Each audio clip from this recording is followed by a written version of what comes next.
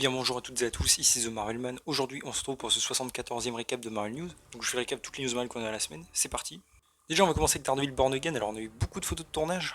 Déjà avec Charlie Cox, et aussi le personnage joué par Nicky M. James, on sait pas encore qui c'est.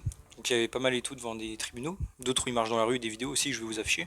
Et c'est vrai que certains ont pu faire une théorie, car à un endroit on peut voir qu'il y a écrit 2020 sur un mur, que du coup la série pourrait se passer pendant le snap. Ou en tout cas qu'il y aurait des flashbacks. Et c'était une bonne théorie, mais le problème c'est que c'est un décor en fait qui n'est pas fait pour la série, qui est là depuis dans la vraie vie à New York depuis plusieurs années. Donc a priori ce n'est pas ça. Même si Annika avait dit du coup qu'il y aurait le street level aurait des conséquences par rapport au snap et tout, donc bon, on verra. Ensuite on a eu aussi d'autres photos de tournage, enfin des vidéos aussi, dans un décor de New York de 1978. Alors beaucoup ont cru que c'était 99, dû à un journal, mais a priori le journal est fait juste pour faire décor de loin quoi. Et la vraie date donc c'est 78. Et en fait on peut voir un enfant se faire un peu agresser et tout par des mecs là qui traînent dans le quartier. Et en fait a priori il y a Wilson Fisk. Alors beaucoup au début pensaient que ce serait l'enfant qui se faisait embrouiller, mais en fait non, c'est plutôt j'imagine un des mecs qui justement harcèle. L'acteur je trouve ressemble pas mal et tout. Et il est assez grand donc voilà. Et donc j'imagine qu'on va explorer un peu plus la jeunesse de Fisk. Et en plus c'est vrai que ça fait un bon parallèle. Car rappelez-vous, il a tué son père et tout. À l'époque, son père l'avait emmené voir le mec qui le brutalisait, et voir Fisk devenir celui qui brutalise au fur et à mesure, en grandissant, ça peut être intéressant. Enfin voilà, ça peut être très cool en tout cas, de continuer d'explorer un peu le background des personnages.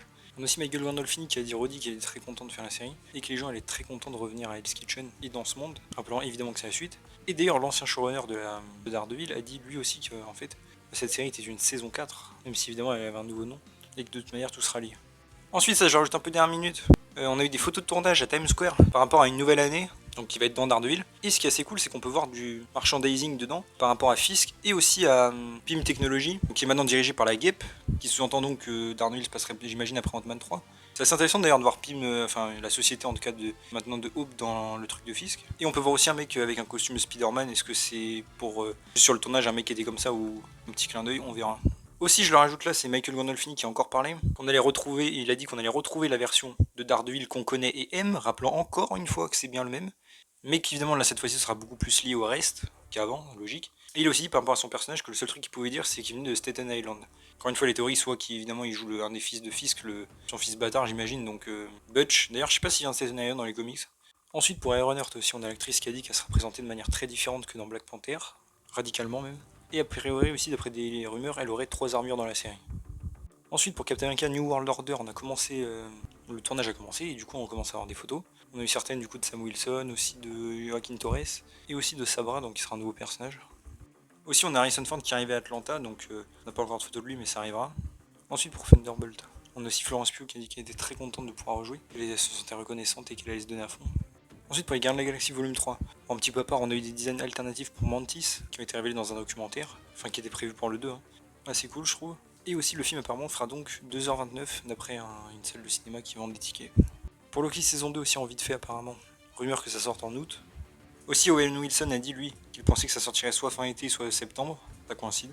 Ensuite pour Ant-Man the Wasp Quantumania, on a encore le scénariste qui a dit que les anneaux de Shang-Chi en effet ressemblent au truc qu'on voit dans le film. Il a dit que c'est difficile à répondre, que de base c'est un truc autonome pas lié encore une fois, mais que peut-être ils vont être comme ça dans le futur. Aussi pour Secret Invasion, c'est le président de marketing de Disney qui a dit que ça allait bientôt commencer le marketing justement. Ensuite, quelques rumeurs que déjà la série sorte fin juin au final, de plus en plus crédible. Et aussi qu'apparemment il y aura les Skrulls qui seront en Russie dans une centrale nucléaire abandonnée. On peut le voir un petit peu dans le trailer. Et qu'en fait ils auront une machine cachée à l'intérieur qui nécessite beaucoup d'énergie. Peut-être pour faire les Super Skrulls du coup. Ensuite pour The Marvels aussi, on a Variety qui pense qu'ils seront nominés aux meilleurs effets visuels pour les prochains Oscars. On verra. Aussi que le film apparemment serait très inspiré d'animé en général. Aussi Brie Larson a dit qu'à l'époque elle avait peur un peu de sauter dans le MCU par rapport à justement devenir une star et tout. Par rapport à Scarlet Witch, ensuite rumeur encore qu'elle revienne. C'est une source différente donc je le dis mais bon, on s'en doute. Et que ce soit pas pour tout de suite par contre. Aussi pour Agatha Coven of Chaos, c'est Christopher Beck qui a fait la musique de WandaVision qui sera de nouveau de retour ici. Il avait été nominé d'ailleurs pour un Emmy Award. Ensuite pour Vision Quest aussi. Apparemment on aura Megan McDonnell et Peter Cameron qui bosseront dessus. Ils ont travaillé d'ailleurs sur WandaVision, Moon Knight et Werewolf by Night, donc un scénariste. Et aussi avec Jack Schaeffer donc en productrice et exécutif. Et aussi scénariste en chef donc qui a travaillé aussi sur WandaVision.